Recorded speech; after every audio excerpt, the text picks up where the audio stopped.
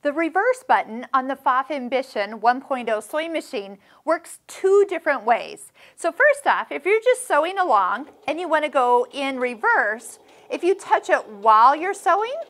and hold it, then it's going to just go back and then return going forward when you release the button.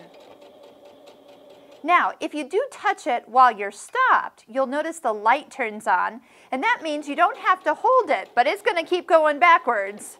until you turn the light off.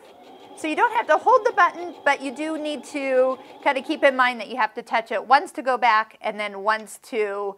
take the light off so you can go forward again. So it just depends if you touch it while you're sewing or you touch it while you're stopped, and then it's going to go backwards and then be turned off when you're ready to go.